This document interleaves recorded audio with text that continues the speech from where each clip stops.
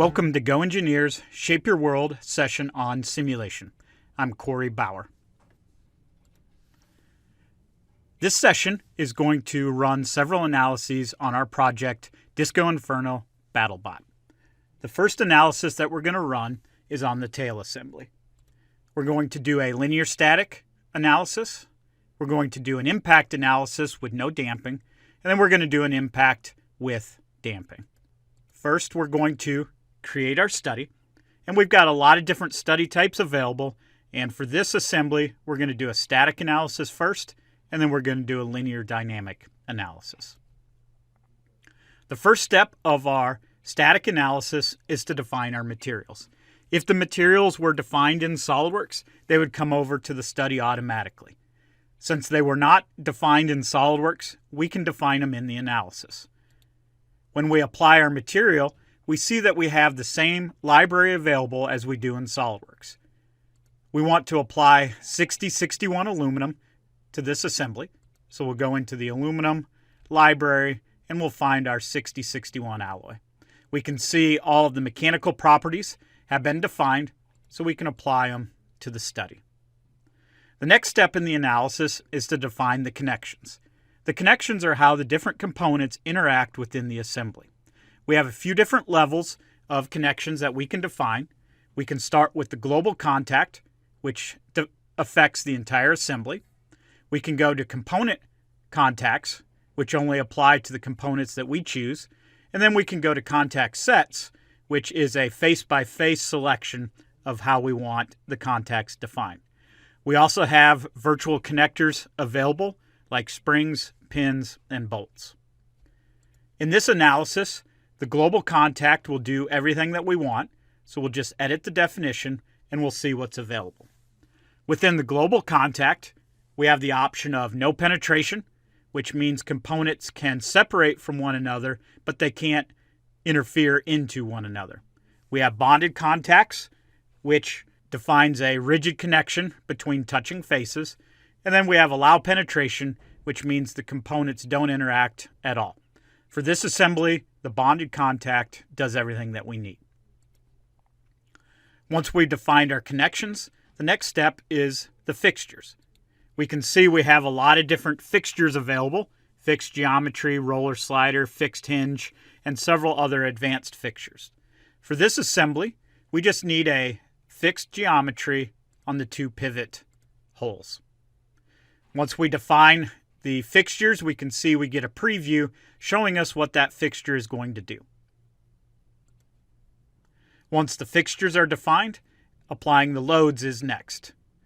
We can see that we have a lot of different choices here as well: forces, torques, pressures, gravity, centrifugal, loading. We just need a force on the two inserts, but we need to define the direction of that force. We're going to use a plane, and we want the load perpendicular to that plane. We can see that the force is in the wrong direction, so all we have to do is reverse. Once the load is applied, the last step is to mesh the model. When we create our mesh, we have a few different ways of defining the size. We can move the slider to a coarse mesh or a fine mesh, or we can turn on the mesh parameters and define it with a specific value. In this case, we're just going to use the default mesh size. Once the mesh is created, we're ready to run the analysis. Looking at our stress results first, we can see we have a stress value of a little over 1400 psi. The yield strength of our material is 8000 psi, so we know our design is safe. Another way to look at the safety of our design is a factor of safety plot. So we'll just add a new plot for factor of safety. Within the factor of safety, we have a lot of different choices. We can look at all of the bodies, or we can look at specific ones. In our case, we just want all bodies.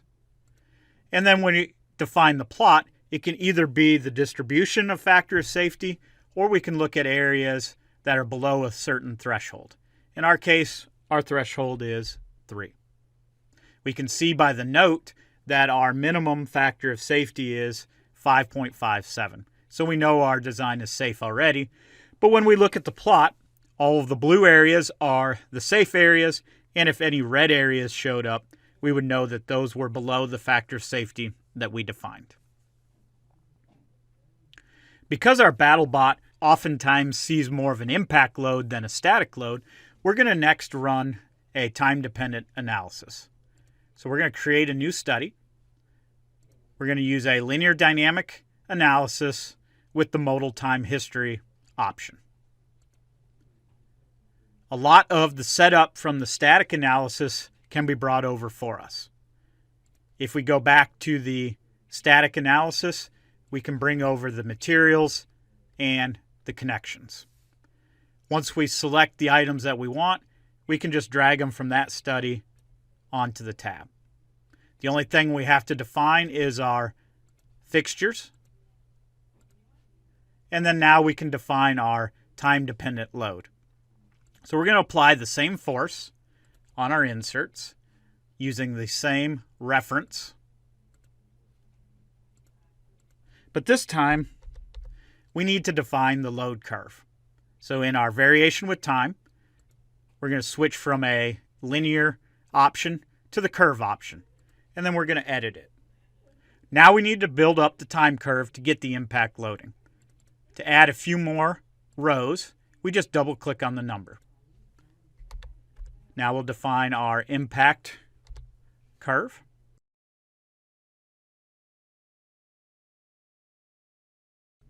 So we can see that gives us a sharp impact, and then we'll see how that affects the structure. We will create our mesh, and then we'll run our analysis. With a time-dependent analysis, we have a few more options within the results. The first is we get to choose what time step we're looking at. So we'll just edit the definition of the plot, and we will run through the time. We know our impact load starts at about 0.1 and goes to 0.2. So we will look at the results right in the middle of that load. And we'll see we have a little bit more stress than we did on the static loading. We have a little over 1,500 psi versus a little over 1,400 psi. Another option that we oftentimes use for time dependent is to create another stress plot that just shows the maximum over all of the time steps. And then we can also have it flag the maximum stress. So we can hit the top number of our legend and we can turn on the maximum flag. We can also get a response curve by probing any area on the model.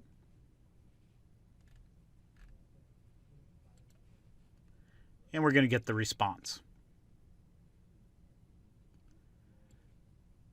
So what we'll see is once the impact load is applied, we have a lot of oscillations continuing for the rest of the analysis. That's because we did not define any damping in this analysis. So the next thing we're going to do is to duplicate this study and just add damping. So if we right click on the study, we can copy the study.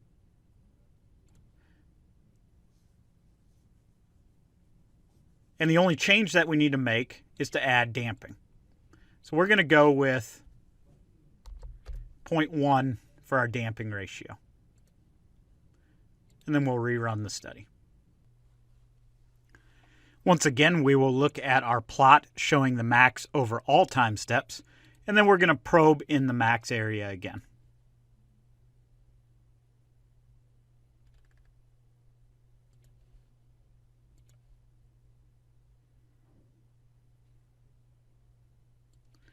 And we can see by our plot that our oscillations are much less now that we've applied damping to the analysis.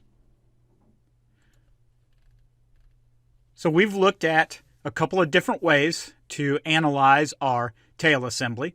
We started with a static analysis, and then we went to two different impact loadings, one without damping and one with damping. The next analysis we're going to run is an impact load on the disk assembly. We're going to have the disk assembly hit another object. First step is to create a new study. And this time we're going to use a nonlinear analysis that is dynamic. We're going to apply our material, and we're going to use alloy steel for the disc. And then the next step is to create our connections. For this assembly, we're going to manually create a contact set. We're going to use no penetration on the disc and the block that it's going to impact. For our fixture, we're going to use a fixed hinge. That way the disc is allowed to rotate. And we're going to apply a fixed geometry to our block. For our loading, we're not going to apply a force. Instead, we want to define the rotational speed of the disc. So we'll go to initial conditions using a velocity, pick a face on the disc, and we're going to use the cylinder as our reference. We want to define it in the circumferential direction, and we're going to use 20 radians per second, which is roughly 1200 RPM. We need to make sure that it's rotating into the block, so we can toggle reverse direction on or off, whichever one we need, and then we'll hit OK. We will create the mesh using the default size, and then we're ready to run the analysis. Once the analysis has finished, we're going to use the same stress results that show the max across all steps. Just like the impact loading on the tail assembly, we're going to probe the area of the highest stress.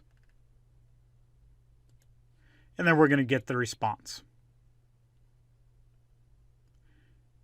So we can see where the peak stress is and where in the analysis. The other thing that we want to do is to see what kind of reaction force that transmits to the pivot point. So if we right-click on our results, we can go to Result Force, and we'll pick the inside face, and we'll hit Update. So we can see now the reaction force, the impact transmits to the pivot, and we can see what force is applied to the motor driving the disc.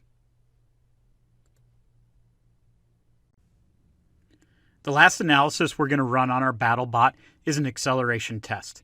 This will simulate the BattleBot running into an object or another BattleBot running into it.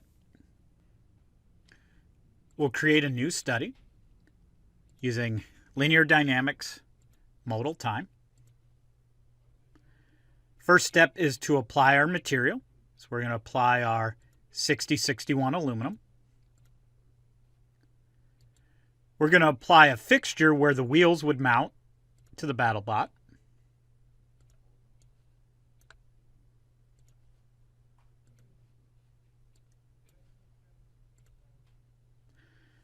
And then we're going to apply our load as a uniform base excitation. That allows us to apply an acceleration. We're going to define the acceleration in terms of G's.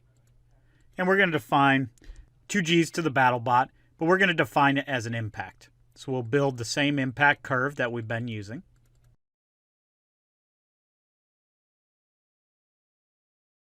Because this assembly is complex, the default global mesh size will not mesh every component. We need to apply some mesh controls. So we'll apply our first mesh control to the top cover. And its mesh size will need to be 1 inch. The next component that needs a mesh control is the pulley. And it needs to be 1/4 inch. And the last component that needs a mesh control is the chassis. And it is 1/2 inch. For the global mesh, we're going to use a curvature-based with a size of 1.5. We can see that all of the components meshed the way we want it. Now we're ready to run the analysis. We're going to look at the max stress plot like we've been doing. And then we also want to look at the components inside of the BattleBot. Looking at the components inside of the BattleBot, we can see that the stress is getting transferred into the motors and the mounts for the motors. So we've looked at several different testing scenarios.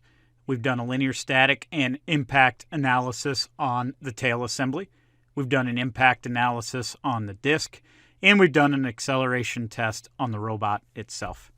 Thank you for joining us for GoEngineer Shape Your World, the simulation session.